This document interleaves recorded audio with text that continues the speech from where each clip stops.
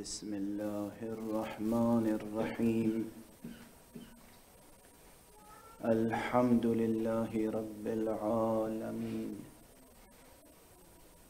والصلاة والسلام على أشرف الخلائق أجمعين،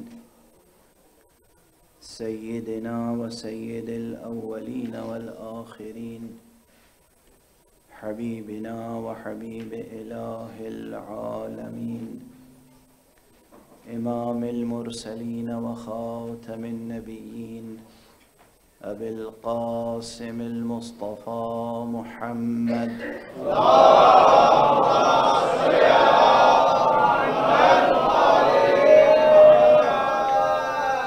وعلى أهل بيته الطيبين الطاهرين الهداة المهديين المعصومين المظلومين، واللعنة الدائمة على أعداء الدين أجمعين.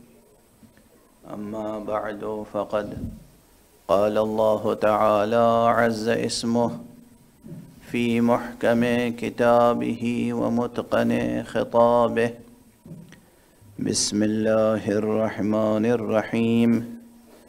قل هو الله أحد الله الصمد لم يلد ولم يولد ولم يكن له كفوا أحد.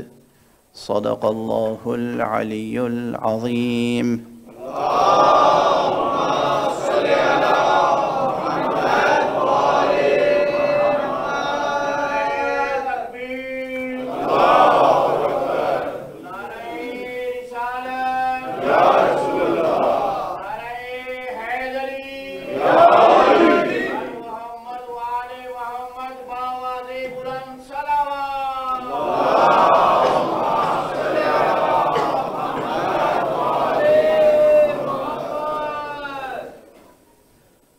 سورہ مبارکہ اخلاص، سورہ توحید، سورہ ایمان، سورہ معرفت، سورہ ولایت،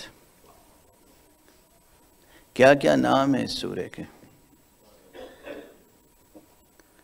یہ سورہ بجائے خود ایک کتاب ہے، بلکہ اگر یہ عرض کروں تو کوئی مبالغہ نہ ہوگا کہ یہ سورہ اپنی جگہ ام الکتاب ہے۔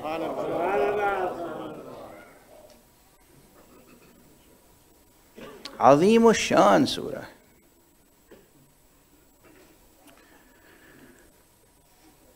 اور جب اس سورے کی روشنی میں آپ اس عنوان پر غور کریں گے کہ حقیقت کیا ہے،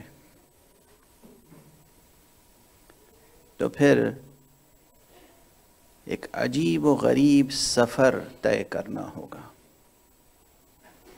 دیکھیے، سفر ہی حقیقت حیات ہے۔ زندگی سفر کا نام ہے، سفر ہی زندگی کا نام ہے۔ سکون یا جمود کا کوئی تعلق زندگی سے نہیں ہے۔ حرکت سے زندگی عبارت ہے۔ یہ سورہ مبارکہ جس قدر آپ غور کرتے چلے جائیں گے، اس قدر خود بخود آپ کی فکر تجرد آشنا ہوتی چلی جائے گی۔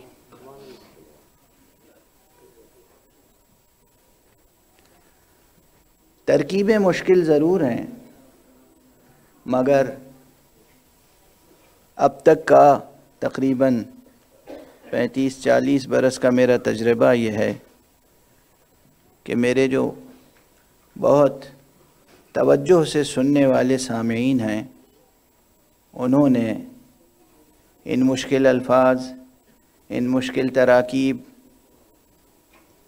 کو قبول ہی نہیں کیا ہے، بلکہ اس کے سہارے سے انہوں نے ایک سفر طے کیا ہے۔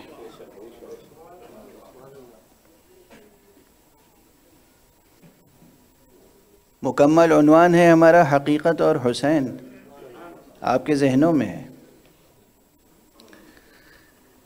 لیکن عنوان کا پہلا جز حقیقت بجائے خود بہت غور طلب ہے، لیکن بجائے خود ایبسٹریکٹ ہے۔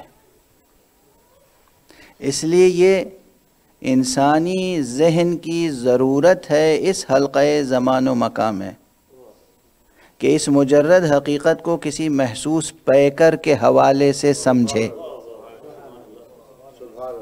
اور وہ محسوس پیکر جس کے حوالے سے اس مجرد کو سمجھا جا سکتا ہے اس کا نام حسین ہے۔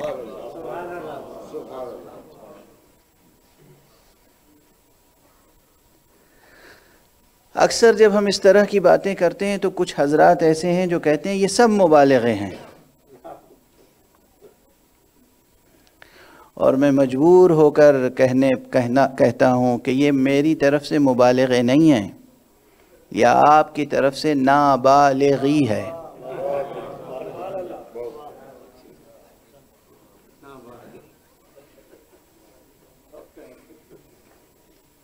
مبلغ علم ان کا یہی ہے، ان کا مبلغ علم یہی ہے کہ وہ اس چیز کو مبالغہ سمجھتے ہیں۔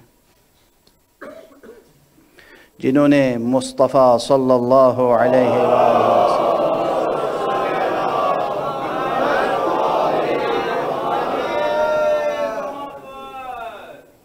کی شخصیت و سیرت کو نہیں سمجھا، وہ ان کے اجزاء کو کیسے سمجھ سکتے ہیں؟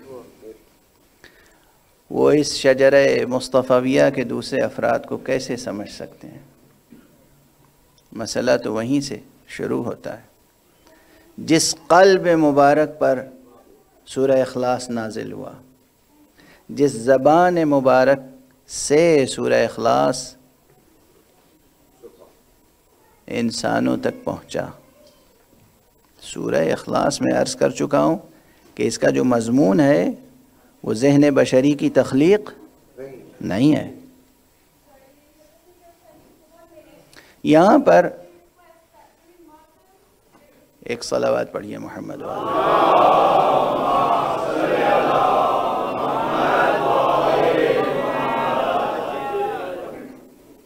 ایک اور بلند صلوات۔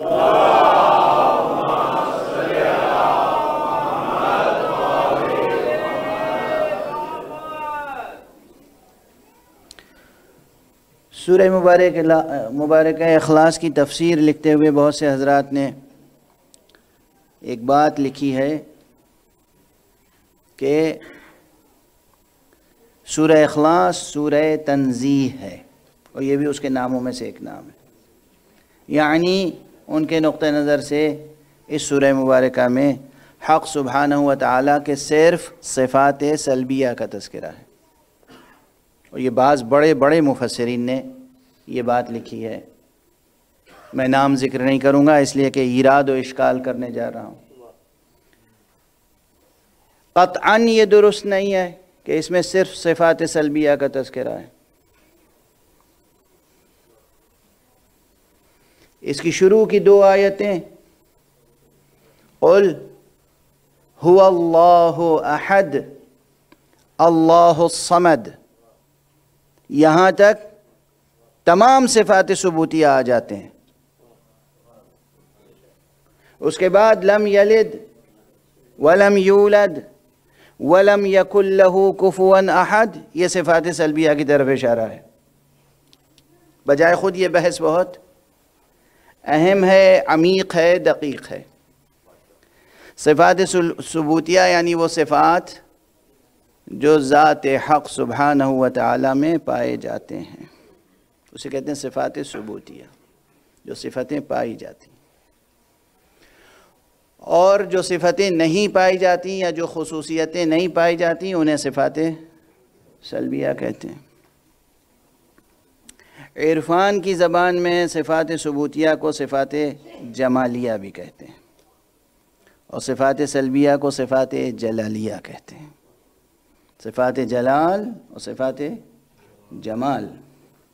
اسی طرح اسماء الہیہ میں اسماء جمالیہ اور اسماء جلالیہ کی تقسیم اسی پیمانے پر ہوتی ہے.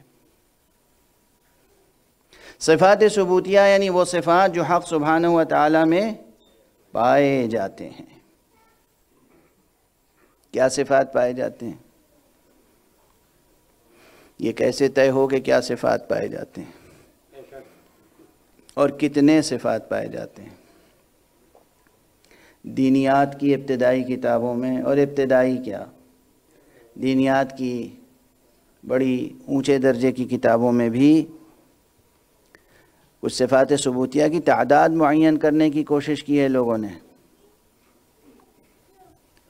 علم کلام کا سب سے بڑا اشکال تو میری نظر میں یہی ہے کہ صفات حق کی تعداد معین فرما رہے ہیں.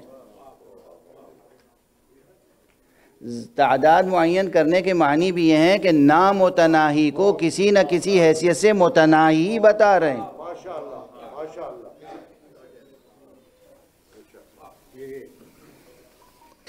علماء علم کلام کی تحقیقیں اپنی جگہ محترم ہیں. بہت کام انہوں نے ایسے کیے ہیں، بہت سے نظریے ایسے پیش کیے ہیں جسے اہل علم، تحقیق پسند، اہل فکر، اہل نظر قدر کی نگاہ سے دیکھتے ہیں اور دیکھیں گے. لیکن کچھ بنیادی اشکال ہیں. ہر وہ علم جو انسانی قد و کاوش کا نتیجہ اور ثمرہ ہے اس میں کچھ نہ کچھ نقص تو رہ جائے گا. یہ ممکن نہیں ہے کہ اس میں نقص نہ پایا جائے. تو بہرحال صفات کی تعداد معین کرنے کی کوشش کی گئی اور 7 صفات ثبوتیہ اور 7 صفات سلبیہ مشہور ہیں. اب میں اشارات کرتا ہوا آگے بڑھ رہا ہوں. اس کی تفصیل جو خود میں نے ایراد کیا اس کی تفصیل عرض نہیں کروں گا. اتنا جملہ کافی ہے اگر ذہن میں علماء کرام بھی تشریف فرمائیں، پروردگار ان کا سایہ قوم کے سروں پر برقرار رکھیں. اگر اتنا یہ جملہ ذہن میں پڑا رہ گیا اور گونجتا رہا کہ آخر یہ کیا ہے، وہ ذات نامتناہی، اور ہم اس کے صفات کو چند اعداد میں شمار کر کے کسی نہ کسی لحاظ سے متناہی بنا رہے ہیں. اس معمے کا حل کیا ہے؟ سوچتے رہیے، میں گفتگو کو آگے بڑھاتا ہوں. اس کے بعد صفات ثبوتیہ اور صفات سلبیہ میں ایک بحث یہ ہے کہ بعض حضرات صفات ثبوتیہ کی تعریف اس طرح کرتے ہیں کہ تمام صفات ثبوتیہ راجع ہو جاتی ہیں صفات سلبیہ کی طرف. توجہ ہے؟ وہ عالم ہے یعنی یہ کہ وہ جاہل نہیں ہے. سبحان اللہ، کیا تعریف ہے. وہ قادر ہے یعنی یہ کہ وہ عاجز نہیں ہے. اب میں وہ اصل عبارتیں کیا کوٹ کروں آپ کے سامنے اس وقت، لیکن میں عرض کر چکا ہوں کہ یہاں بعض حضرات وہ ہیں جو ان مباحث سے آشنا نہیں ہوں گے، لیکن بعض وہ ہیں جو مباحث سے آشنا ہوں گے. آج کل جوان تحقیق کر رہے ہیں، مطالعہ کر رہے ہیں انٹرنیٹ پہ. عربی، فارسی، انگریزی، تمام زبانوں میں، اردو میں، تمام زبانوں میں تمام علوم تقریباً میسر ہیں، آپ کی دسترس میں ہیں. تو ایک مکتب فکر ہے جو تمام صفات ثبوتیہ کی تعریف اس طرح کرتا ہے کہ وہ راجع ہوتے ہیں صفات سلبیہ کی طرف. لیکن بہرحال اس کے مقابلے میں وہ مکتب بھی ہے جو تمام صفات سلبیہ کی تعریف اس طرح کرتا ہے کہ وہ راجع ہوتی ہیں صفات ثبوتیہ کی طرف. بہت دقیق بحث چھڑ گئی اور یہ پوری کی پوری بحث تمام تفسیر سورہ مبارکہ اخلاص کے دامن میں چھپی ہوئی ہے. آپ اس سورے کو مختصر سورہ سمجھتے ہیں، بلکہ عرض کروں کہ صرف ایک کلمہ صمد وہ کلمہ ہے کہ اس ایک کلمے کی تفصیل میں تمام بحثیں صفات حق کی سموئی ہوئی ہیں، صفات ثبوتیہ بھی اور صفات سلبیہ بھی، صرف ایک لفظ صمد کی تشریح میں۔ شرط یہ ہے کہ تشریح حاصل کس سے کی جائے؟ متعدد روایتیں ہیں سورہ مبارکہ اخلاص کی تفسیر میں جو منتہی ہوتی ہیں حضرت ابو عبداللہ الحسین علیہ السلام۔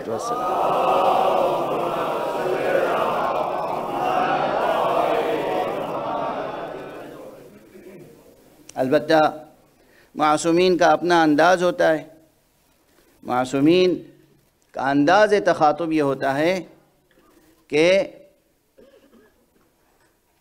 کلم الناس علی قدر عقولہم،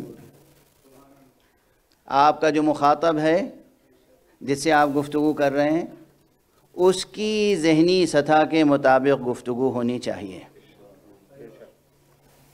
اور یہ گفتگو کے مواقع ہوتے ہیں، تقاضے ہوتے ہیں۔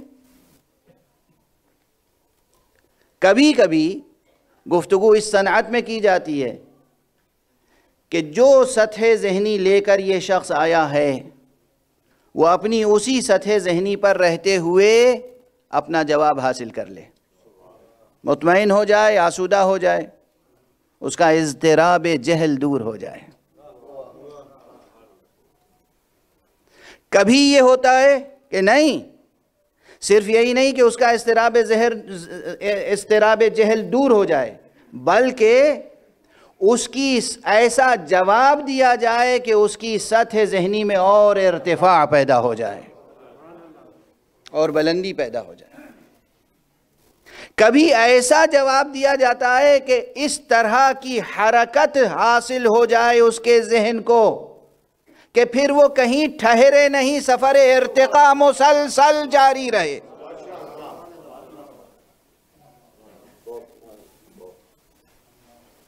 اور میں اکثر کہتا ہوں کہ قرآن مجید بطور خاص عجیب و غریب صنعت میں نازل ہوا ہے۔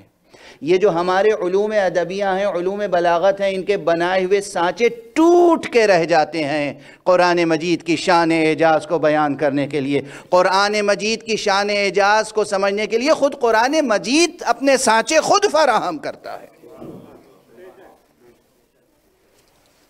یہی قرآن مجید ہے، اسی کی آیتیں تمام تاثیروں کی حامل ہیں۔ ممکن ہے کوئی شخص آئے اور وہ قرآن مجید کی آیت پڑھے اور مطمئن ہو جائے اپنی جگہ، کوئی دوسرا شخص قرآن مجید کی آیت پڑھے اور اس کے ذہن میں ایک حرکت پیدا ہو جائے اور وہ حرکت لے جا کر ایک جگہ، ایک خاص منزل پہ اس کو پہنچا دے۔ ممکن ہے کسی شخص میں ایسی حرکت پیدا ہو کہ اس کا سفر جاری رہے۔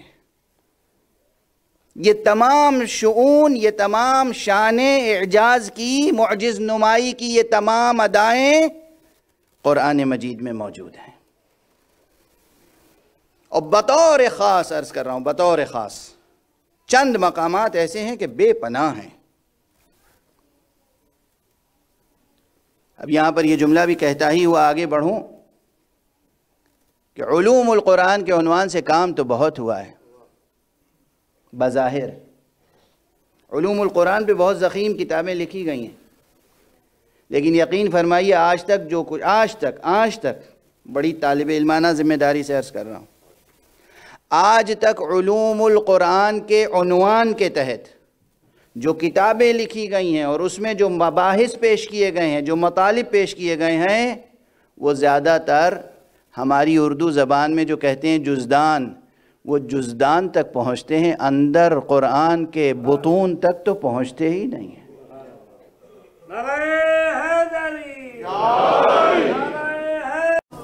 ایک بلند صلوات پڑھیں محمد۔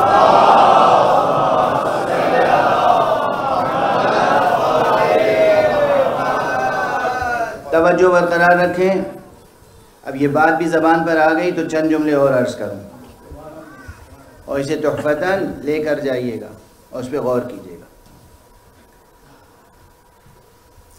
کچھ علوم ہیں گنتی کے چند، جن کو علوم القرآن کہتے ہیں۔ ان میں کون کون سے علوم ہیں؟ دیکھیے یہ اضافت کون سی اضافت ہے؟ عربی زبان میں علماء تشریف فرمائے، مدرسین حوزہ ہیں، اضافت یعنی ایک لفظ کی دوسرے لفظ کی طرف اضافت۔ علوم مضاف ہے اور القرآن مضاف الیہ، یعنی اردو میں ترجمہ کا کی کے سے ہوتا ہے، یعنی قرآن کے علوم۔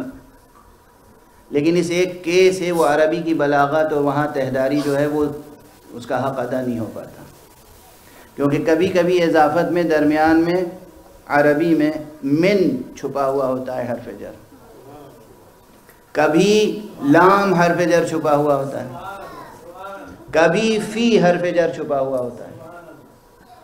جیسے صلاۃ اللیل، لیل یعنی رات، صلاۃ اللیل رات کی نماز، یہاں کیا چھپا ہوا ہے؟ فی، یعنی رات ظرف ہے، ظرف شب میں جو نماز ادا کی جائے اسے کہتے ہیں صلاۃ اللیل، یہاں ظرفیت ہے، یہ اضافت ظرفیت سے تعلق ہے۔ بہت وہی مشہور مثالیں جو اب جدید کتابوں میں دی جاتی ہیں وہی دہراؤں گا، اور کیا کروں گا اس وقت، تاکہ ایک بات تو منتقل ہو جائے۔ خاتم و فضہ یعنی چاندی کی انگوٹھی، یہاں انگوٹھی کیا چاندی کے اندر ہے؟ یعنی انگوٹھی اور چاندی ایک ہی چیز ہے؟ یہ چاندی کی انگوٹھی بنی ہوئی ہے، تو یہاں معلوم ہوا من پوشیدہ ہے، یعنی یہ من جو ہے وہ جنس کو بتا رہا ہے کہ یہ انگوٹھی چاندی کی بنی ہوئی ہے، تو چاندی کی انگوٹھی، یہاں من چھپا ہوا ہے۔ اور کہیں کہیں لام چھپا ہوا ہوتا ہے کہ جو اختصاص کے لیے ہوتا ہے یا ملکیت ثابت کرنے کے لیے ہوتا ہے کہ یہ چیز فلاں کی ملک ہے، جیسے اہل البیت، تو یہاں اہل کی اضافت بیت کی طرف ہے، تو یہ اہل کون ہے؟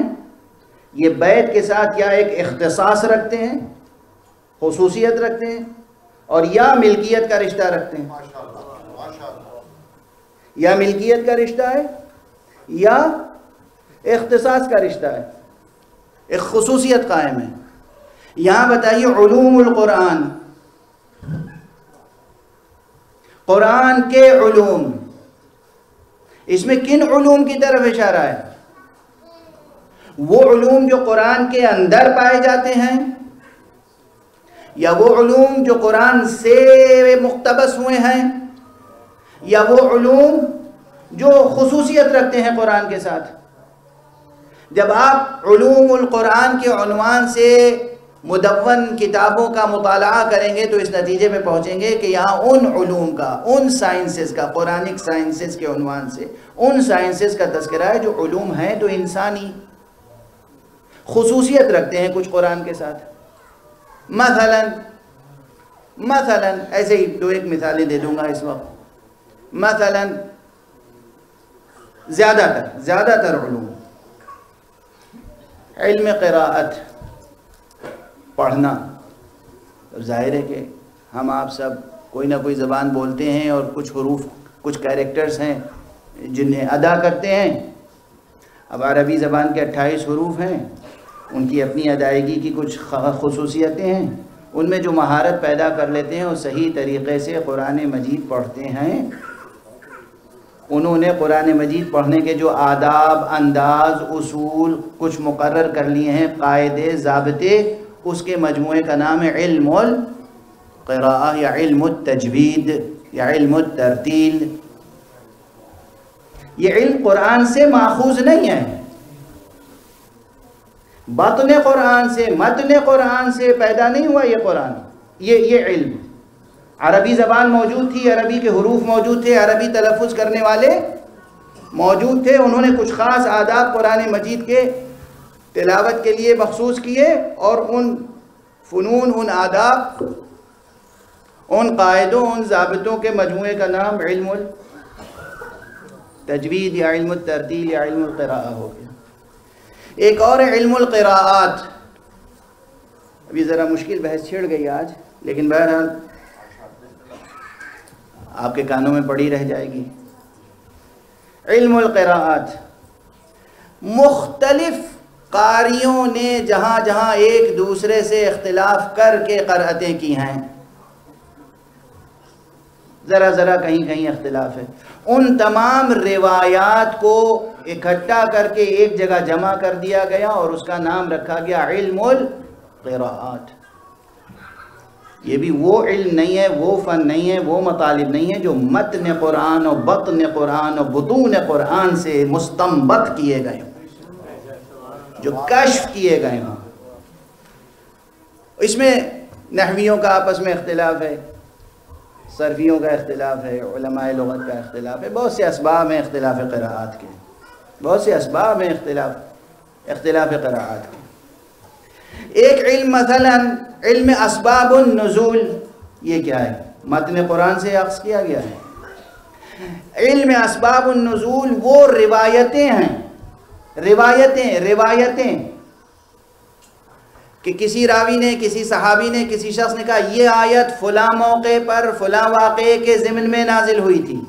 یعنی آیت سے، اس کے مفہوم سے، اس کے بطن سے، اس کی گہرائی سے تعلق نہیں ہے، وہ صرف یہ روایت آئی ہے کسی شخص کی زبانی کہ یہ آیت کب نازل ہوئی تھی. یہ سب ابھی قرآن کے متن میں تو داخل ہی نہیں ہوئے. واضح ہے؟ اسی لیے میں گزارش کر رہا ہوں کہ بیشتر علوم جو علوم القرآن کے عنوان سے ماشاءاللہ مدون کیے گئے وہ جلد قرآن تک پہنچتے ہیں، متن قرآن تک پہنچتے ہی نہیں. کیا محرومی سی محرومی ہے، کیا محرومی سی محرومی ہے. کیوں ہوا ایسا؟ اس لیے کہ یہ تمام علوم اپنی عقل پر، اپنے تجربے پر، اپنی مہارت پر، اپنے علم پر انحصار و اعتماد بیجا کے نتیجے میں مدون کیے گئے. اس کی آواز پر لبیک نہیں کہا گیا جو کہتا تھا سلونی سلونی قبل ان تفقدونی. آؤ پوچھنا ہے تو مجھ سے پوچھو کہ کس آیت کے کیا معانی ہے.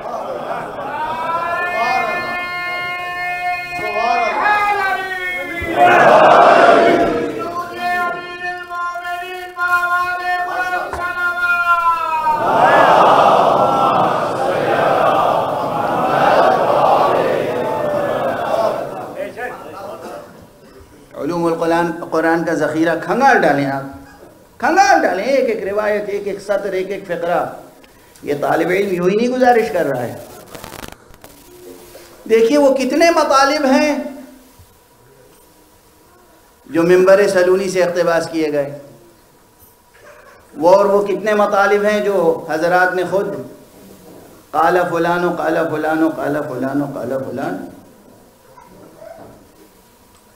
مکتب وحی میں، مدرسہ قرآن میں، یہ مکتب وحی، یہ مدرسہ قرآن کسی اور انسان کے علوم اور اقتباس، علوم اور فنون کا محتاج نہیں ہے. خود جس کے قلب مبارک پر قرآن مجید نازل کیا گیا تھا اسے بے نیاز رکھا گیا کسی اور بشر کے سامنے زانو ادب طے کرنے سے، اور اسی لیے اسے امی کہتے ہیں. اس کے امی لقب ہونے کے یہ معنی نہیں ہے کہ وہ لکھنا نہیں جانتا تھا، پڑھنا نہیں جانتا تھا. امی لقب ہونے کے معنی یہ ہیں کہ جس طرح پروردگار نے ام الکتاب کے مکتب میں اسے علم دے کر بھیجا تھا، اور جس طرح وہ اپنے ماں کے رحم سے دنیا میں آیا تھا اسی طرح اسی سرفرازی کے ساتھ رہا. غیر از خدا کسی سے کسب علم نہیں کیا. بس اس کے علاوہ کچھ نہیں. امی یعنی جس طرح ماں کے بطن سے پیدا ہوئے تھے، کسی اور سے علم حاصل نہیں کیا. بس اتنا ہی معنی ہے.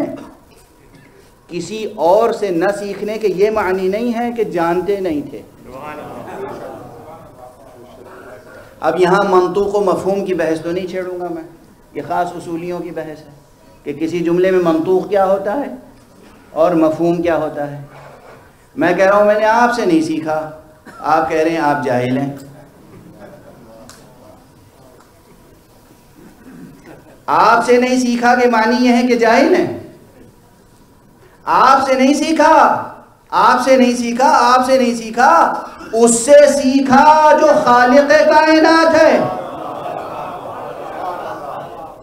اس سے سیکھا جس نے لوح کو بھی خلق فرمایا، قلم کو بھی خلق فرمایا. اور اس نے جب خود اعلان فرما دیا علم الانسان ما لم يعلم اقرأ وربك الاکرم الذي علم بالقلم علم الانسان ما لم يعلم، اس نے خود سکھایا اور قلم کے ذریعے سے سکھایا، اور وہ سکھایا جو انسان نہیں جانتا تھا.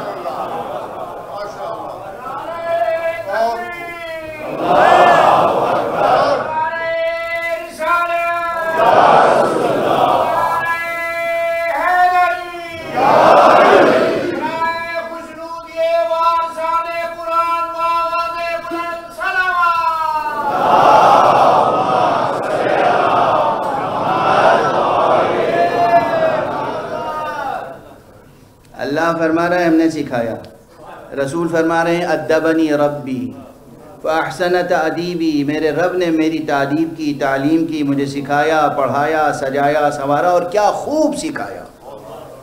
نہ صرف یہ کہ سکھایا بلکہ کیا خوب سکھایا. اور اس کا ترجمہ کیا ہو رہا ہے؟ شرم نہیں آتی بعض لوگوں کو جو لکھتے ہیں کہ رسول ان پڑھ تھے. یہ لفظ لکھیں، یہ الفاظ لکھیں، رسول ان پڑھ تھے. کیا ذوق ہے، سیرت نگاری کی کیا شان ہے. اللہ تو قلم اور لوح کی قسم کھا کھا کے ان کی سیرت لکھتا ہے. اللہ خود لوح و قلم کی قسمیں کھا کے اپنے حبیب کی نعتیں لکھتا ہے. اللہ لوح و قلم کی قسمیں کھا کر اپنے حبیب کی نعتیں لکھتا ہے. اور امتی بعض ایسے مصنفین ہیں کہ جنہیں بہت بڑا اردو کا ادیب سمجھا جاتا ہے. ادیب تھے، بابائے ادب تھے، اور جملہ لکھا ہے رسول ہمارے ان پڑھ تھے. اب بتائیے جب میں کتنا ضبط کر کے تقریر کرتا ہوں آپ کے سامنے، آپ کو میری تقریر کی داد نہیں دینی چاہیے، میرے ضبط کی داد دینی چاہیے. ایک صلوات پڑھیے محمد.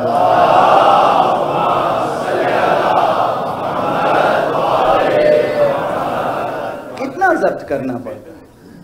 12 بات صرف یہاں اس لیے یہ چند فقرے عرض کر دیے کہ میں عرض کر رہا تھا قرآن مجید کے ایک ایک لفظ میں علوم کے چشمے جوش مارتے ہیں.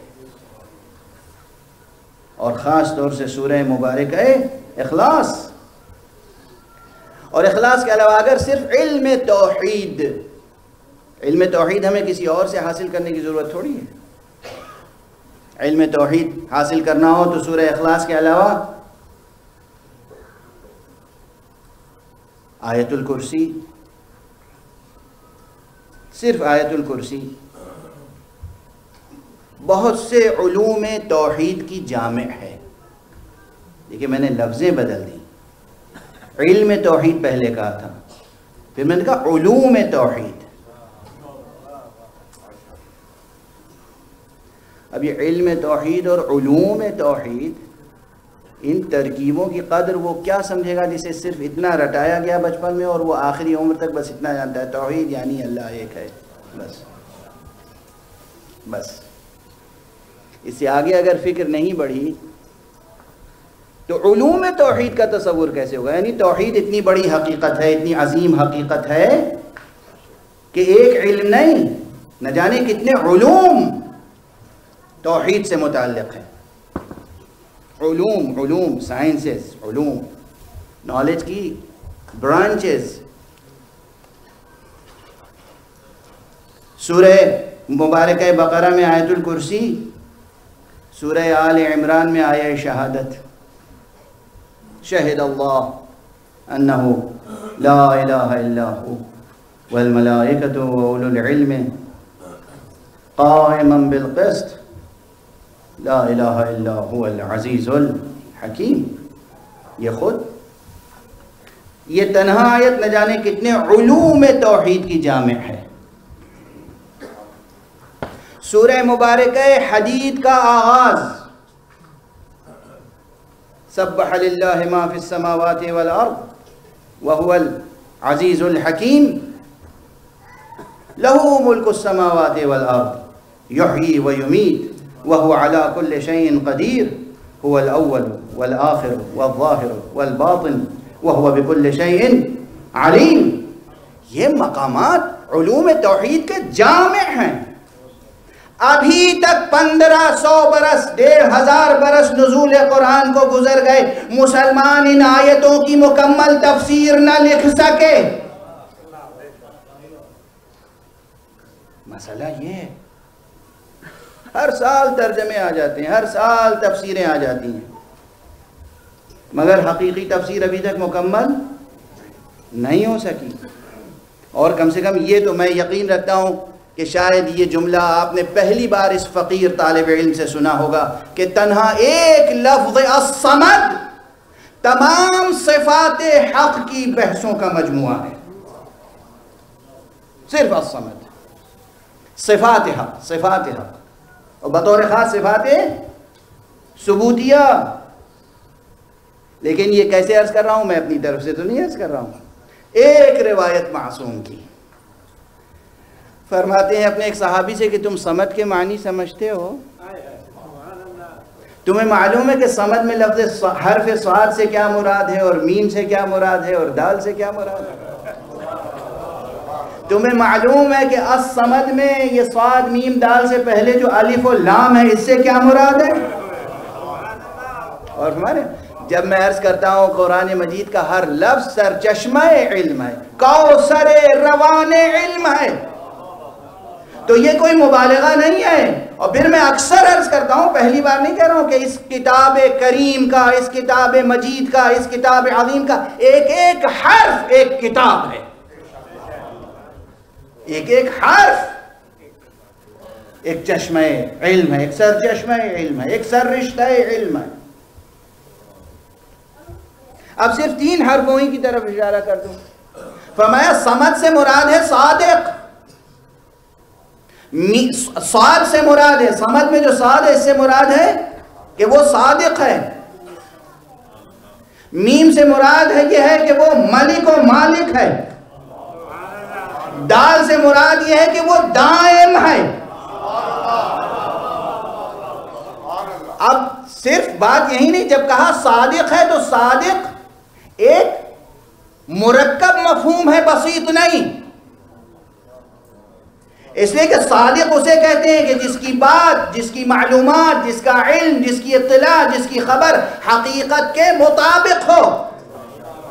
اس کا مطلب جب صادق کہا تو وہیں علم الہی کا بھی کا مسئلہ چھڑ گیا. علم ہے صفات ثبوتیہ میں سے، صادق ہونا ہے صفات ثبوتیہ میں سے، اس کا ملک و مالک ہونا ہے صفات ثبوتیہ میں سے، اس کا باقی و دائم ہونا ہے صفات ثبوتیہ میں سے. اب تو آپ مانیں گے کہ اسی ایک سورے میں صفات ثبوتیہ بھی موجود ہیں، صفات سلبیہ بھی موجود ہیں.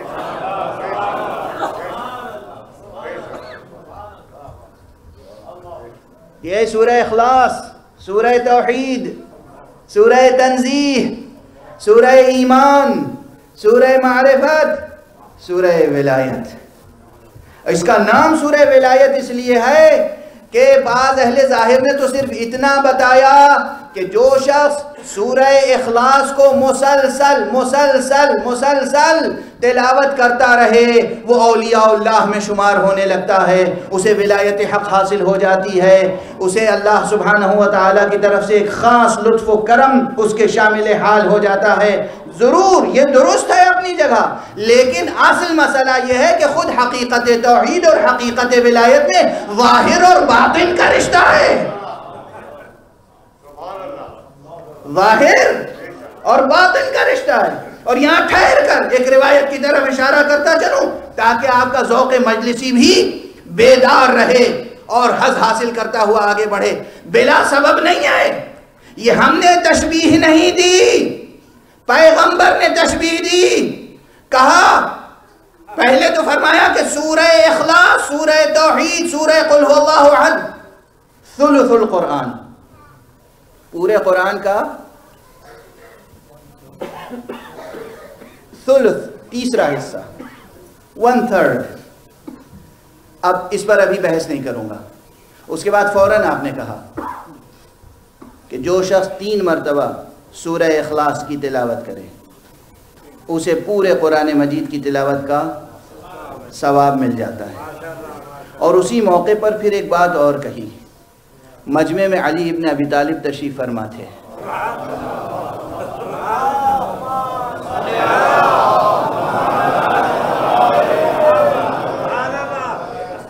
بھائی صلوات بھیجنی ہے تو بلند آواز سے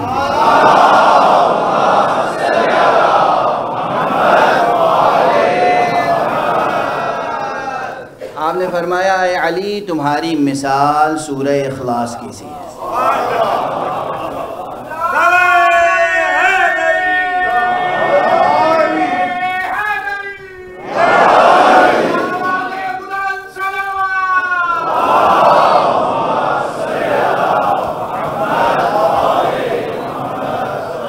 یا علی تمہاری مثال سورہ اخلاص کی سی ہے، تمہاری منزلت سورہ اخلاص کی سی ہے. ایک حدیث منزلت تھوڑی ہے حضرت علی کی شان میں، احادیث منزلت کا ایک مجموعہ ہے جہاں مختلف حوالوں سے مولا امیر المومنین علیہ السلام کی منزلتیں بیان فرمائی ہیں حضور صلی اللہ علیہ وآلہ وسلم.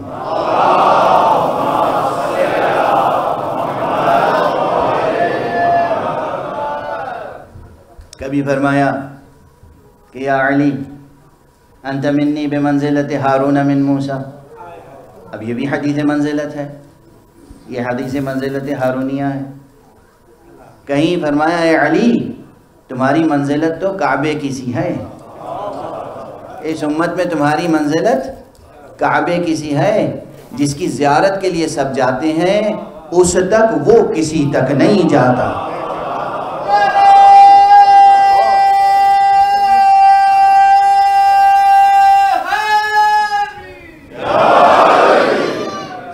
کعبہ نہیں جاتا، گھر گھر در در، کعبے تک سب جاتے ہیں. اور یہ تشریح بھی میں اپنی طرف سے نہیں کر رہا ہوں، یہ اسی حدیث شریف میں موجود ہے کہ تُؤْتَى وَلَا تَأْتِي. کعبہ، اب وہ چونکہ کعبہ کلمہ جو ہے عربی میں تانیث کے ساتھ استعمال ہوتا ہے، اس لیے وہاں یہ ہے. اردو میں تو ہم جو ترجمہ کرتے ہیں وہ اسی انداز سے کرتے ہیں کہ کعبہ جاتا نہیں، اس تک سب جاتے ہیں. اور دوسرے مقامات پر جو حدیث منزلت ہے، کہیں جناب ابراہیم اور جناب آدم اور جناب نوح اور جناب ابراہیم اور جناب موسیٰ اور جناب عیسیٰ اور جناب یحییٰ، تمام انبیاء کے حوالے سے منزلت امیر المومنین علیہ السلام بیان فرمائی ہے. یہ غالباً گزشتہ برس یا اس سے گزشتہ برس میں وہ حدیث ممبر سے عرض کر چکا ہوں. چونکہ وقت کم ہے اس لیے بس حوالے دیتا ہوا آگے بڑھ رہا ہوں. کہیں خود قرآن مجید کے ساتھ وحدت کا رشتہ بیان کیا. علی مع القرآن والقرآن مع علی. علی قرآن کے ساتھ ہیں، قرآن علی کے ساتھ ہے. کیا کیا ارشادات ہیں. اور یہ کس کے ارشادات ہیں؟ یہ سید حمیری کے قصیدے کے مصرے نہیں ہیں، یہ پیغمبر اکرم صلی اللہ علیہ وآلہ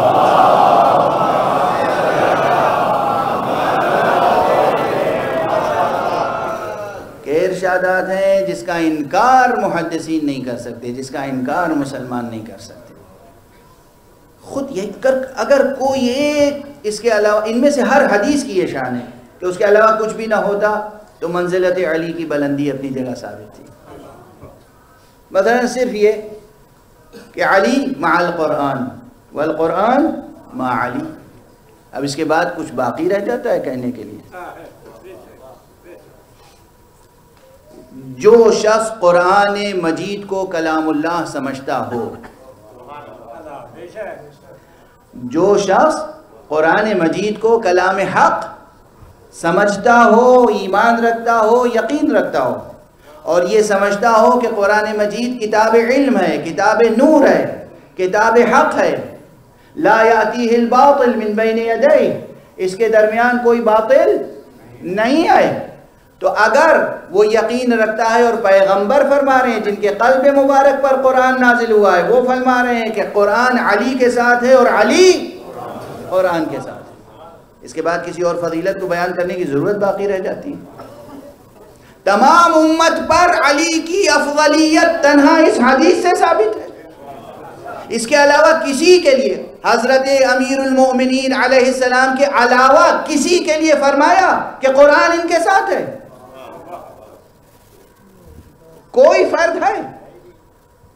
یعنی پیغمبر کے بعد پوری امت پر اگر علی ابن ابی طالب کی فضیلت ثابت کرنی ہو تو یہ حدیث کافی ہے۔ دوسری حدیث جو کل جس کی طرف غالباً اشارہ کر چکا ہوں، علی مع الحق والحق مع علی، علی حق کے ساتھ ہے، حق علی کے ساتھ۔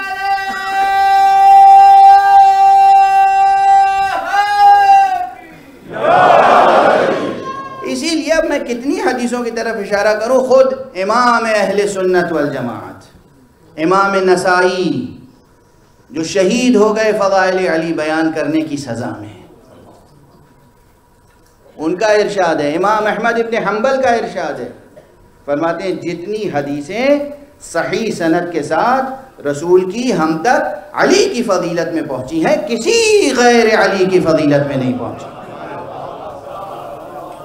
یہ سب اقوال خود ہی نقل فرماتے ہیں، خود ہی نقل فرماتے ہیں ان کے مقلدین اور ان کے متبعین۔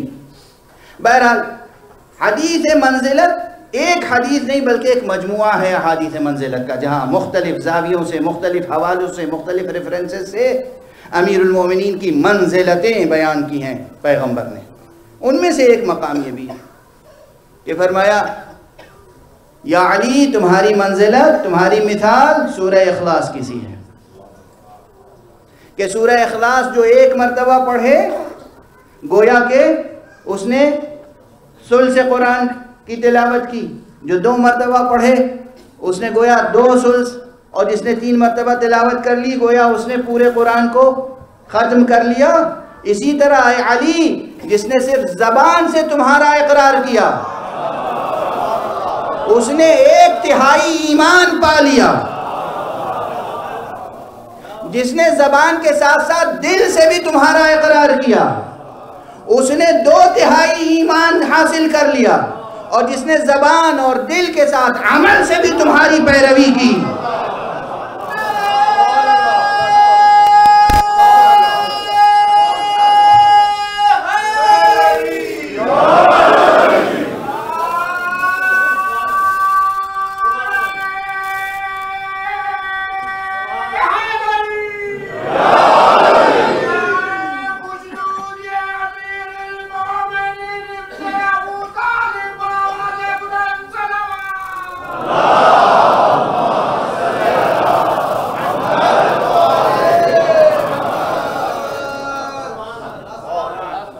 گویا کل ایمان۔ کیا ترکیب ہے! علی کی منزلت کیا ہوگی جب علی سے وابستگی رکھنے والے بھی کل ایمان کے درجے تک پہنچے۔ اور یہ سند میں نہیں دے رہا ہوں، رسول دے رہے ہیں، اور یہ آحاد نہیں ہے روایت، اس روایت کے راوی ایک سے زیادہ ہیں۔ چنانچہ ایک موقع پر تو آپ نے فرمایا، اور اس کے بعد اکثر جو خود فرماتے تھے، تو جو ماہر معلم ہوتے ہیں وہ طرح طرح سے امتحان بھی کر لیتے ہیں، امتحان بھی لے لیتے ہیں، اور یہ تو وہ معلم تھے جنہیں میں کہہ چکا ہوں کہ کسی سقیفے میں تو معلم چنا نہیں گیا تھا، انہیں تو حق سبحانہ و تعالی نے معلم بنایا تھا۔ معلم معلم انسانیت، معلم بشریت، معلم اخلاق، معلم دین، معلم قرآن، معلم حکمت، معلم کتاب، معلم توحید، معلم حق، معلم علی الاطلاق۔ اسی لیے پھر میرا وہ پرانا جملہ دہرا دوں، کیا کروں، یاد تو ہوگا آپ کو، مگر خود مجھے اپنا جملہ اگر پسند ہے تو دہرا ہی دینا چاہیے۔ اس کائنات کے سب سے بڑے معلم توحید کا نام محمد ہے، اور سب سے بڑے عالم توحید کا نام علی ہے۔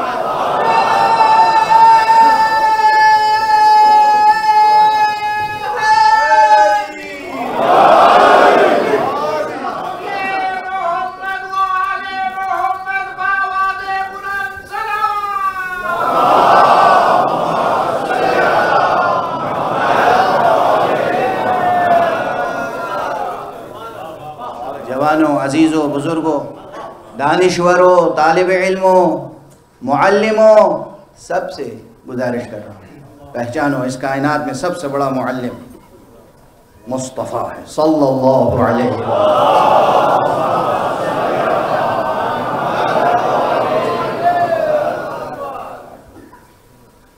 اور سب سے بڑا عالم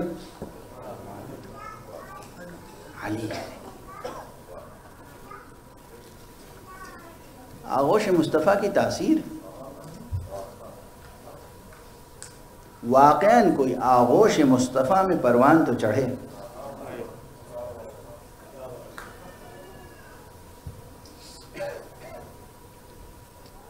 آغوش مصطفیٰ میں کوئی پروان تو چڑھے۔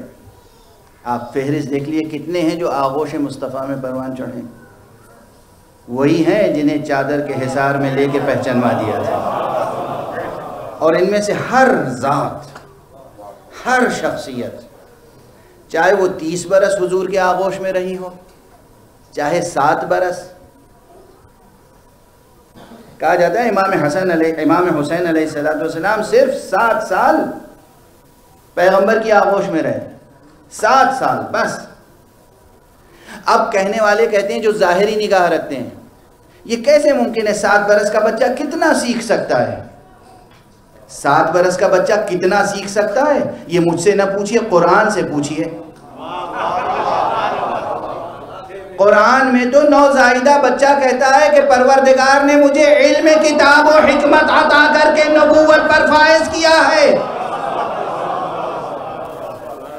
اگر آغوش میں بچہ علم کتاب و حکمت پورا جذب کر سکتا ہے تو 7 برس تک مصطفیٰ کی آغوش میں حسین کیا کچھ حاصل نہیں کر سکتا؟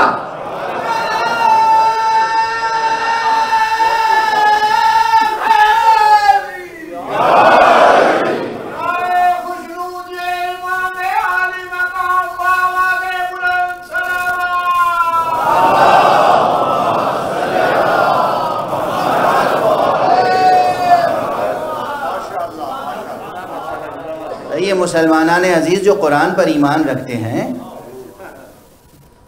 کیا مجھ سے پوچھ سکتے ہیں کہ 7 سال میں کتنا سیکھ سکتے ہیں؟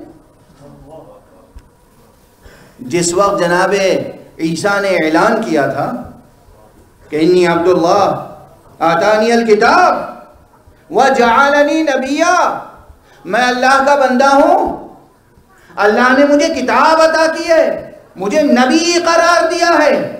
کتنی عمر تھی؟ 7 سال، 14 سال، 40 برس۔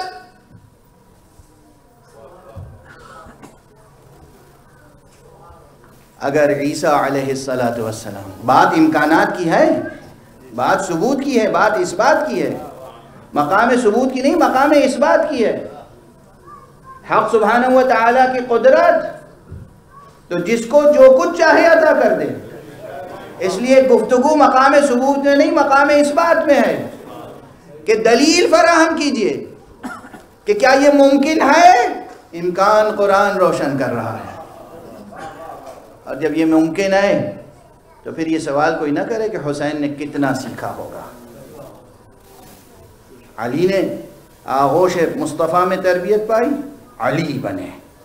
حسن نے آغوش میں تربیت پائی، حسن بنے۔ حسین نے تربیت پائی، حسین بنے۔ زہرا نے تربیت پائی، زہرا بنی۔ اب یہ ایک ایک جملے بجائے خود کتابیں ہیں۔ اب یہ مقام نہیں ہے، وقت بھی نہیں ہے اور مقام بھی نہیں ہے، یعنی یہ وہ اسماء مبارکہ ہیں کہ ان کی عظمتیں اس طرح آشکارا ہو چکی ہیں کہ اب ان کے بیان کے لیے کسی اضافی عبارت آرائی کی ضرورت نہیں ہے۔ علی علی ہیں، حسن حسن ہیں، حسین حسین، زہرا زہرا ہے۔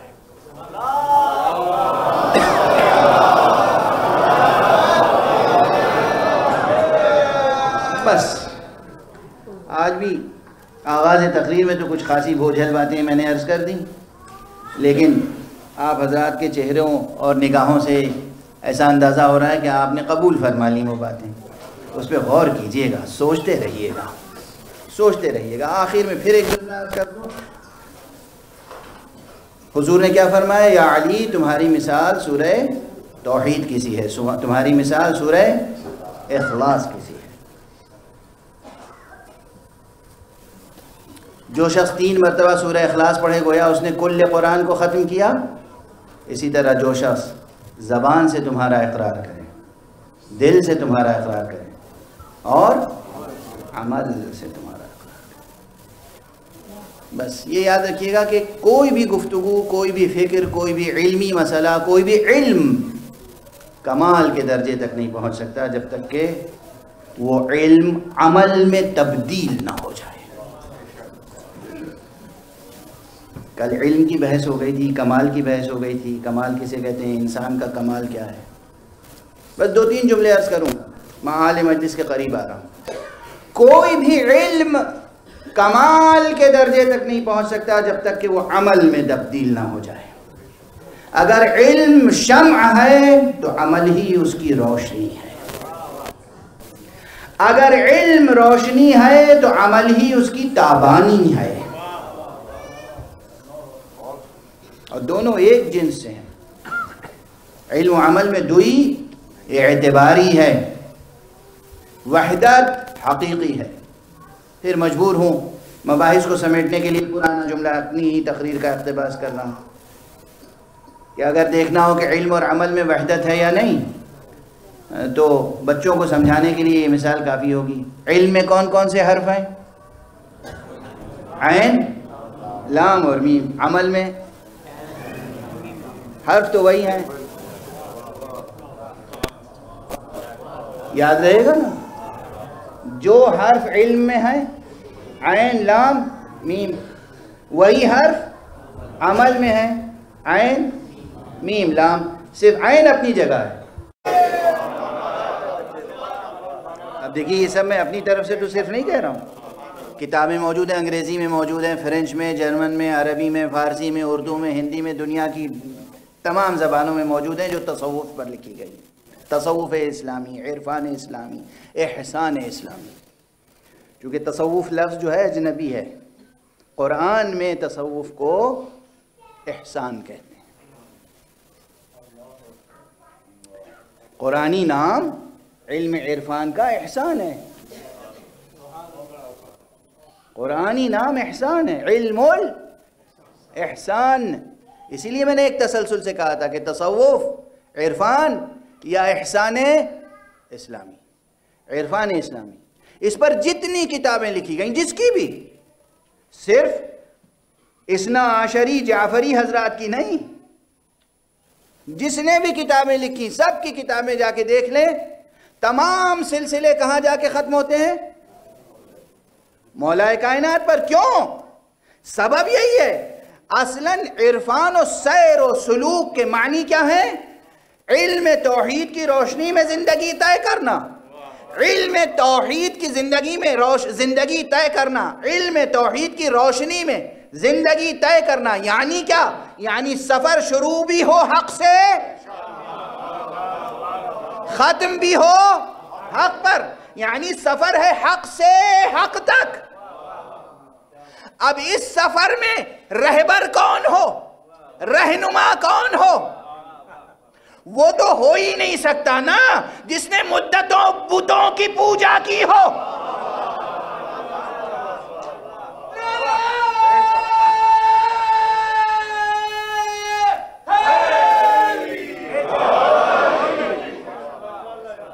کسی نے اگر اپنی پوری زندگی میں ایک بار بھی، ایک دن بھی، ایک منٹ بھی، ایک لمحے کے لیے بھی، ایک بار بھی سر جھکایا ہے کسی صنم کے آگے، تو کم سے کم وہ لمحہ اس کی زندگی کا وہ تھا جب حق الگ تھا، وہ الگ تھا۔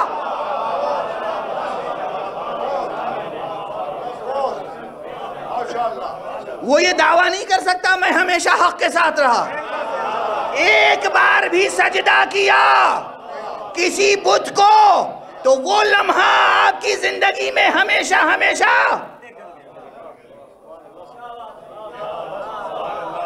گواہی دیتا رہے گا کہ اس لمحے میں حق آپ کے ساتھ نہیں تھا، نہ آپ حق کے ساتھ تھے۔ یہی سبب ہے بلا سبب آپ تکلف نہ فرمائیں اور یہ نہ کہیں کہ سب کرم اللہ تعالی وجہہ تھے۔ نہیں، علی کے سوا کسی کو یہ اعزاز حاصل نہیں۔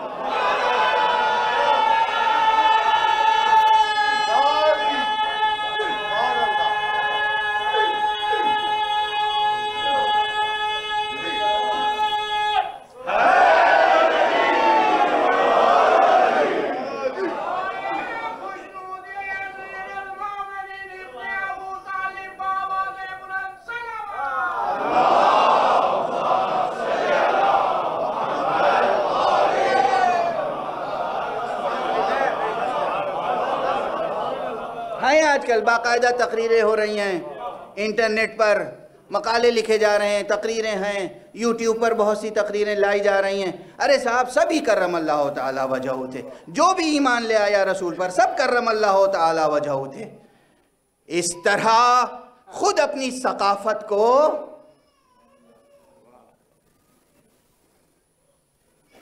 مشتبہ نہ بنائیں،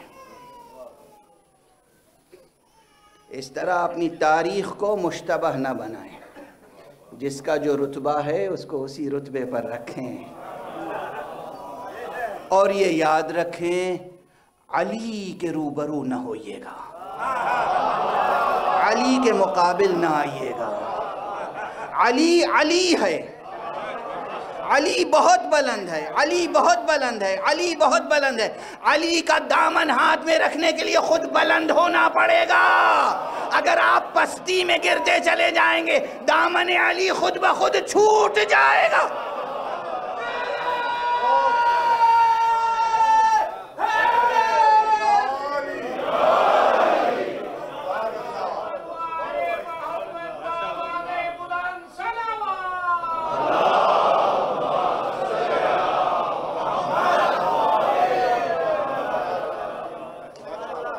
علی ہے، علی بلند ہے، علی عظیم ہے، علی حکیم ہے، علی شجاع ہے، علی سخی ہے۔ علی کے اوصاف کون احاطہ اور احصاء کر سکتا ہے؟ علی ابن ابی طالب کے اوصاف کی بات ابھی کر رہا ہوں میں، ابھی میں علی عظیم کی بات نہیں کر رہا ہوں۔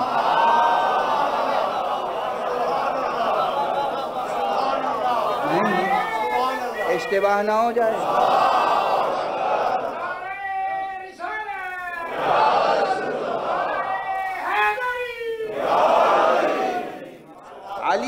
علی عظیم، علی حکیم، وہ علی عظیم وہ بہت بلند ہے۔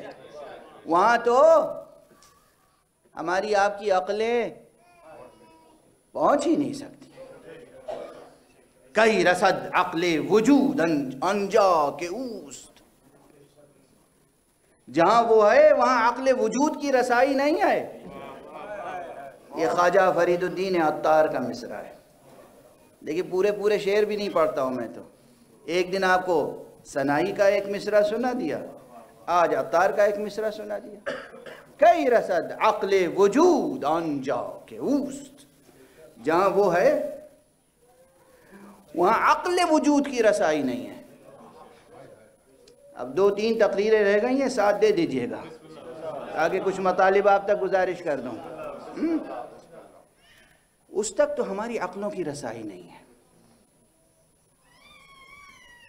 وہ باطن ہے، وہ باطن ہے، وہ غیب ہے، صرف غیب نہیں، غیب الغیب۔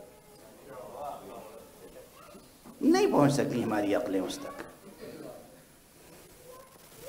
اب یہ بحث اگر اللہ نے توفیق دی، زندگی دی، صحت دی، تو کل اطمینان سے کروں گا انشاءاللہ، تاکہ جو علمی ذوق رکھتے ہیں، یہ ہمارے جوان جو سائنسی اور فلاسفیکل انٹیلیجنس رکھتے ہیں، انٹلیکچول اپروچ رکھتے ہیں، یہ سمجھیں کہ میں کیوں بار بار کہہ رہا ہوں کہ عقل ہماری عقل کی رسائی نہیں ہے، اور عقل کے آگے بھی کچھ ہے، عقل کے آگے بھی کچھ ہے، ہماری عقل کے آگے۔ یہ بحث اہم ہے، اور اس عشرے میں اس کو طے ہونا ہے، اس لیے کہ بات حقیقت تک پہنچنے کی ہے، بات حقیقت تک پہنچنے کی ہے، اور وہ بھی حسین کی روشنی میں، وہ بھی حسین کی روشنی۔ حسین کے اقدام نے یہ بتایا ہے کہ عقل بشر جہاں تھک ہار کے رہ جاتی ہے، وہاں آگے آگے حسین پرچم لے کے آگے بڑھتا ہے۔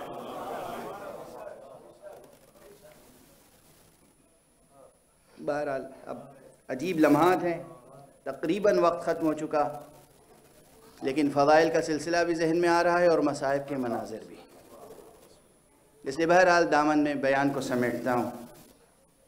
اور یاد رکھیے کہ ہم میں اور آپ میں یہ طاقت و سکت نہیں ہے، کسی انسان میں، کسی غیر معصوم انسان میں یہ سکت نہیں ہے، کسی غیر معصوم انسان میں، کسی عام انسان میں، کسی علامہ میں یہ سکت نہیں ہے کہ وہ فضائل علی ابن ابی طالب کا احاطہ کر سکے۔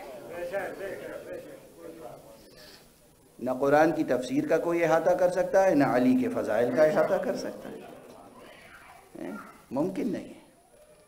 علی عظیم ہے،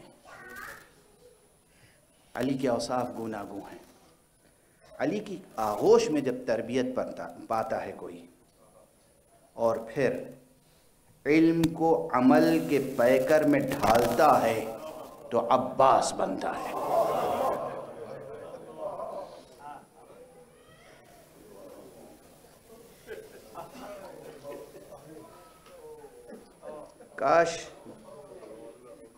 کاش مجھ میں طاقت ہوتی اور دامن وقت میں گنجائش ہوتی جو میں اپنے اس جملے کی تشریح کر سکتا، ابو الفضل العباس۔ ابو الفضل کیا کنیت ہے، ابو الفضل، یہ کنیت عجیب و غریب ہے، ابو الفضل العباس، آرزو قلب مرتضی، دعائے علی مرتضی۔ علی نے وہ خاص چیز جو رب سے مانگی ہے، اس کا نام عباس ہے۔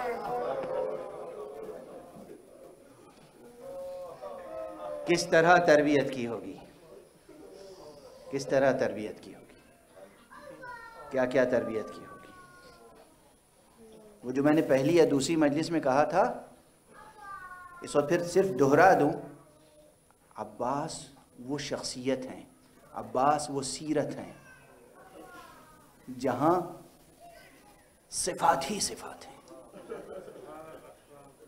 موصوف نظر نہیں آتا، صفت نظر آتی ہے۔ عباس وفادار نہیں ہے، عین وفا ہے۔ عباس شجاع نہیں ہے، عین شجاعت ہے۔ عباس کریم نہیں، عین کرم ہے۔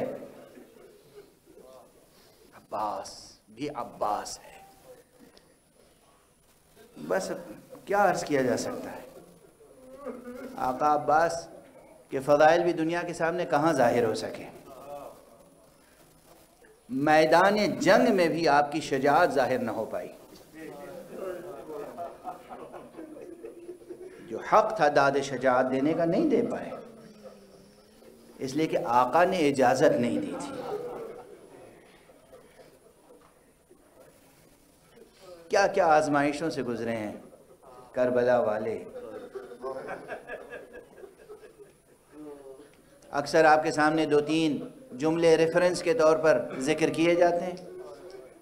عباس شجاع تھے، بہادر تھے، عالم تھے، اہل توحید تھے، اہل تحقیق تھے۔ آپ کی توحیدی بصیرت کی گواہی امام جعفر صادق علیہ السلام نے دی۔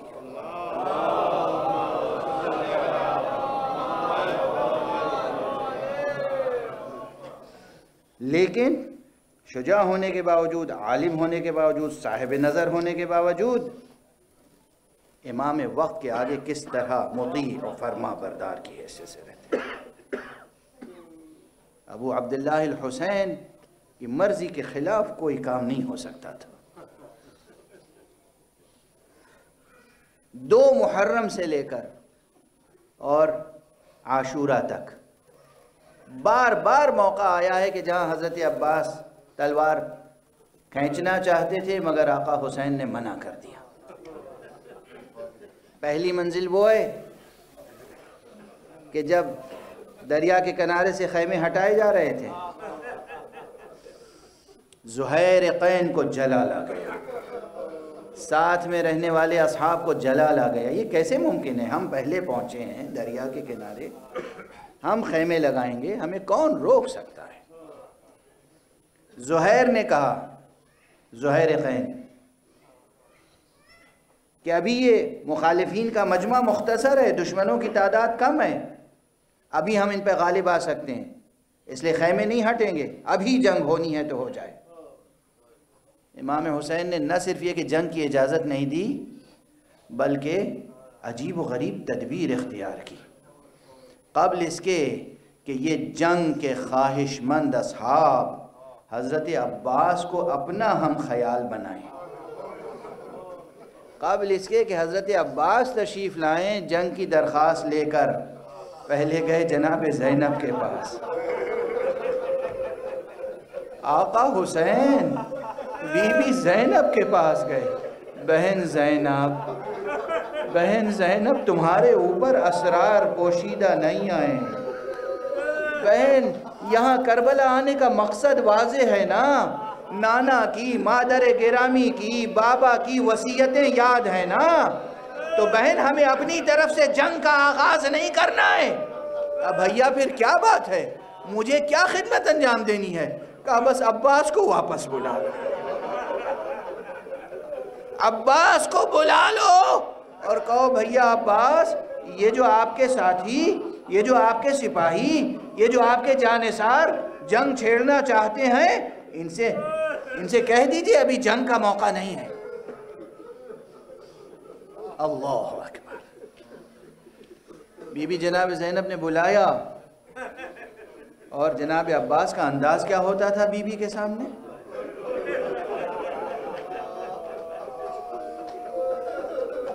جناب زینب کو اپنی مادر گرامی سے زیادہ رتبہ دیتے تھے عباس۔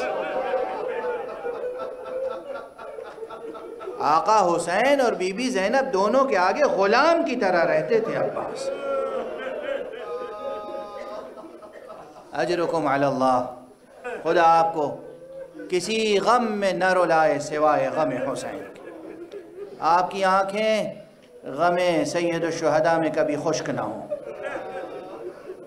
2 محرم گزر گئی، 4 محرم آئی، دشمنوں کی تعداد میں اضافہ ہوتا رہا، یہاں تک کہ 9 محرم آئی۔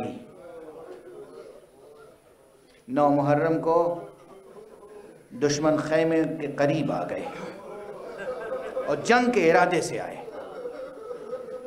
دشمن خیمے کے قریب آ گئے اور جنگ کے ارادے سے آئے۔ یہ موقع وہ تھا کہ جب جناب عباس نے آ کے بس ایک جملہ اس طرح کہا، آقا دشمن خیمے کے قریب آ گئے ہیں، جنگ کا ارادہ رکھتے ہیں، گویا کہ اب موقع نہیں ہے کہ آپ مجھے جنگ سے روکیں۔ مگر جناب سید الشہداء نے کیا فرمایا؟ بھیا عباس جاؤ، پوچھو تو صحیح کیا سبب ہے، اور اگر ممکن ہو تو 1 شب کی مہلت لے کر آؤ۔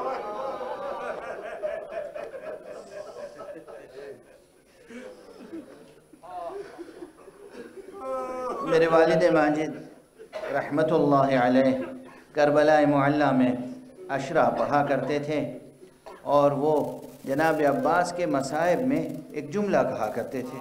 وہ جملہ میں آپ کے خدمت میں دہرا رہا ہوں، پروردگار ان کی روح کو بلندیاں عطا فرمائے۔ فرماتے تھے، انہوں نے اپنے مشائخ سے، اپنے بزرگوں سے یہ روایت سنی تھی، اور اسی طرح فرماتے تھے کہ جب حضرت عباس دشمنوں کے سامنے، اور پوچھا کیا سبب ہے تمہارے آنے کا؟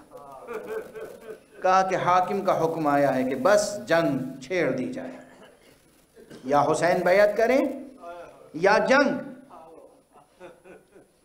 کہا اچھا، اپنی تلوار کی نوک سے زمین پر ایک نشان کھینچ دیا۔ کہا دیکھو اس نشان سے آگے نہ بڑھنا، جب تک میں آقا سے پوچھ کر واپس نہ ہوں۔ کیا جاہو جلال عباس ہے، اور کسی میں مجال نہ ہوئی جو اس نشان سے آگے بڑھتا۔ یہ شاعرانہ مضمون نہیں ہے، یہ کرامت ہے، یہ عظمت ہے عباس۔ اس نشان سے آگے نہ بڑھنا جب تک میں آقا سے پوچھ کے واپس نہ ہوں۔ آئے، کہا آقا وہ جنگ چاہتے ہیں۔ کہا جاؤ، تم تو جانتے ہو عباس مجھے نماز سے کیسا عشق ہے، مجھے عبادت خدا کا کیسا ذوق ہے، مجھے تلاوت کلام پاک کی کیسی خواہش رہتی ہے، کیسی آرزو رہتی ہے۔ جاؤ، یہ زندگی کی آخری رات ہے، ایک شب کی مہلت لے کر آؤ تاکہ ہم شب بھر عبادت خدا میں بسر کریں۔ یہ کام بھی آقا نے حضرت عباس سے لیا۔ بس اب اگر اس طرح بیان کرتا رہوں گا تو کافی وقت صرف ہوگا، اور خود مجھ میں اب طاقت نہیں ہے، اس لیے چند جملوں میں سمیٹ دوں۔ مہلت ملی، شب عاشور آقا نے کس طرح گزاری، یہ تفصیل ہے انشاءاللہ شب عاشور کی مجلس میں گزارش کروں گا۔ صبح عاشور نمودار ہوئی، علم فوج حسینی کا حضرت عباس کے سپرد کیا گیا۔ خود علم کا سپرد کر دیا جانا، اس کے معنی یہ تھے کہ عباس کو اذن جنگ نہیں آئے۔ اس پرچم کے نیچے ہیں لوگ، جائیں گے جنگ کرتے رہیں گے، عباس پرچم کی حفاظت کر رہے ہیں۔ جب بہت شہادتیں گزر گئیں اور اب حضرت عباس تدبیر سوچ رہے تھے کہ کس طرح آقا سے اجازت لیں، تو ایک تدبیر حضرت ابو الفضل العباس نے یہ اختیار فرمائی۔ جا کے کہا آقا آپ سماعت فرما رہے ہیں، خیمے میں بچے آلاتش کی آواز ہے۔ آقا سکینہ تمام بچوں کو لے کر میرے پاس آئی اور کہہ رہی امو جان یہ بچے پیاسے ہیں، امو جان کیا پانی کی کوئی سبیل ہو سکتی ہے؟ آقا اگر اجازت ہو تو پانی کی کوئی سبیل کروں۔ امام حسین علیہ السلام کی آنکھوں میں نمی ہے، پلکوں پہ قطرے ہیں آنسوؤں کے۔ ایک مرتبہ عباس کو دیکھا اور دیکھنے کے بعد کہا عباس اچھا ہاں اگر پانی کی سبیل کرنی ہے تو جاؤ، تمہیں اجازت ہے۔ جناب عباس کے ہاتھ میں اس وقت بھی ایک ہاتھ میں علم ہے، ایک ہاتھ میں مشکیزہ ہے، ایک ہاتھ میں نیزہ ہے۔ کیا ذمہ داریاں ہیں ابو الفضل العباس علیہ السلام پر، کس طرح داد شجاعت دیں؟ بس 2-3 فقرے۔ جناب عباس تشریف لے گئے، سب مناظر آپ کی آنکھوں میں پلکوں پہ سجے ہوئے ہیں۔ جنگ کیے بغیر تو دریا تک نہیں پہنچ سکتے تھے، تھوڑی سی جنگ کی، آقا کی تھوڑی ہی سی جنگ میں دشمن کی فوجیں چھٹ گئیں، دریا تک پہنچے اور مشکیزے کو بھرا۔ مشہور واقعہ ہے کہ دریا سے ایک چلو پانی اٹھایا مگر پیا نہیں، نوش نہیں فرمایا، پیاس نہیں بجھائی، چلو میں پانی اٹھایا اور پلٹ کے خیمے کی طرف دیکھا۔ اب میں کیا عرض کروں آپ سے، یہ تو عباس ہیں، یہ تو عباس ہیں، آپ سنتے آئے ہیں جس راہوار پر عباس تشریف فرما تھے، اس گھوڑے سے کہا کہ مجھے معلوم ہے تو بھی پیاسا ہے، یہ فرات کا پانی ہے، پانی پی لے۔ عباس کے گھوڑے نے بھی پانی پینے سے انکار کر۔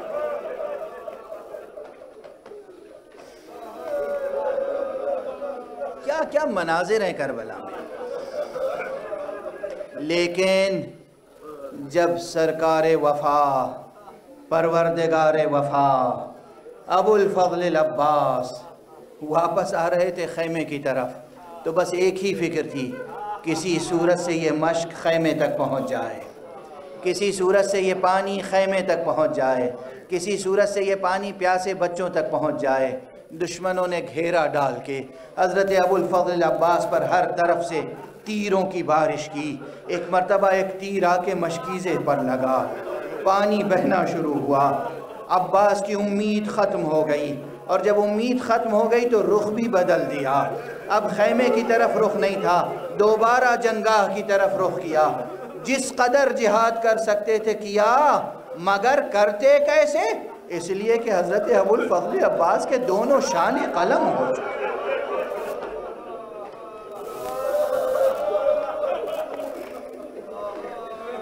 بس ایک فقرہ کہوں آخر مجلس.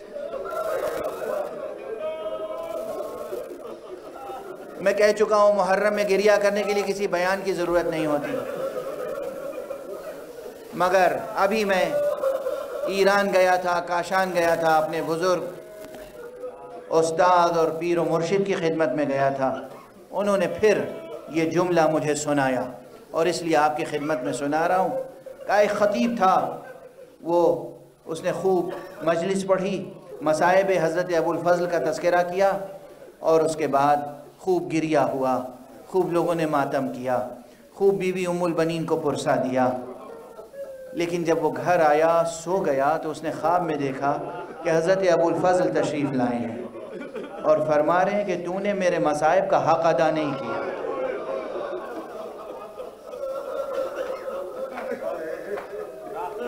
اس نے دست ادب جوڑ کے کہا آقا میں نے کوئی کوتاہی تو نہیں کی؟ کہا نہیں، تو نے یہ جملہ نہیں سنایا، یہ بات نہیں بتائی کہ تمام شہداء کی شہادت میں اور میری شہادت میں بڑا فرق ہے. ہر شہید ہونے والا جب گھوڑے سے زمین پر آتا تھا تو اس کے دونوں ہاتھ سلامت ہوتے تھے. پہلے وہ ہاتھ زمین پر ٹھہرتا تھا اور اپنے سر کی حفاظت کرتا تھا، مگر جب میں زمین پر آیا ہوں میرے دونوں شانے قلم ہو چکے تھے، میں تو اپنی پیشانی کے بل زمین پر آیا ہوں.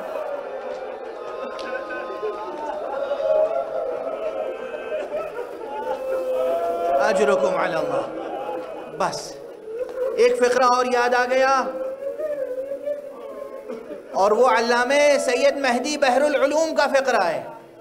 عزیزو، شاید 1 یا 2 برس قبل یہیں باب المراد کے عشرے میں ذکر کر چکا ہوں یہ جملہ. دعا فرمائیے پروردگار اس بارگاہ باب المراد کو معمور رکھے اور اس کی تعمیر میں اور مسجد کی تعمیر میں جو رکاوٹیں ہیں دور ہو جائیں. پروردگار اس خدمت کو جناب حضرت حجت الاسلام والمسلمین مولانا ذوالقدر رضوی صاحب کے اور ان کے ساتھیوں کے ہاتھوں سے قبول فرمائے. میں عرض کر چکا ہوں کہ کسی نے جناب علامہ سید مہدی بحر العلوم سے پوچھا کہ یہ بتائیے حضرت ابو الفضل العباس کا جسد مبارک بدن دراز تھا، بلند قامت تھے، خدا نے سرفراز بنایا تھا، قوی ہیکل تھے، لیکن ان کی قبر کی تعویذ دیکھی چھوٹی سی ہے. یہ بتائیے یہ قبر چھوٹی کیوں ہے؟ جناب علامہ بحر العلوم تڑپ اٹھے، کہا تمہیں معلوم نہیں عباس پر کیا ستم ہوا ہے؟ عباس کے دونوں شانے تو پہلے قلم ہو گئے تھے، مگر حسین کے ذبح ہونے کے بعد عباس سے کینہ رکھنے والے عباس کے لاشے پہ گئے، عباس کے لاشے کو ٹکڑے ٹکڑے کر دیا. اس لیے جب سرکار امام زین العابدین دفن کر رہے تھے ٹکڑوں کو جمع کیا، چھوٹی سی قبر میں دفن کیا، چھوٹی سی تربت بنائی. اس لیے عباس کی تربت قد و قامت کے مطابق واہ حسین واہ علی